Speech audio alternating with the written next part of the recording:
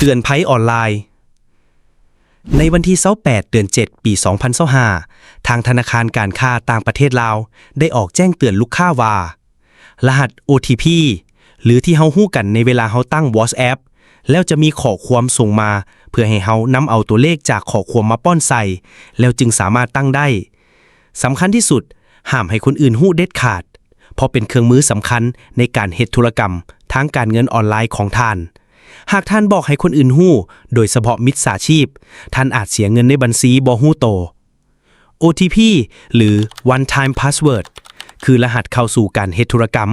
ใช้ในเวลาที่ท่านล็อกอินนำใช้แอปธนาคารอยู่โทรศัพท์มือถือเครื่องใหม่หรืออุปกรณ์อิเล็กทรอนิกส์อื่นๆท่านจะได้รับรหัส OTP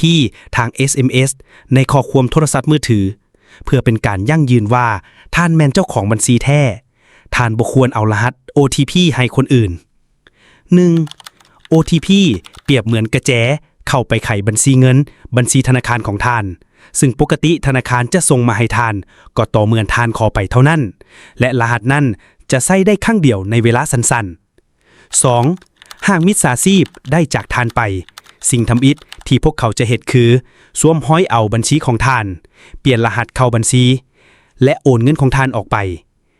อย่าหลงเชื่อหากมีบุคคลอื่นขอรหัส OTP จากท่านดังนั้นรหัส OTP อย่าให้ไผฮู้หรือส่งให้ไผเด็ดขาดด้วยความห่วงใยจากสุริวัลย์ มณีพร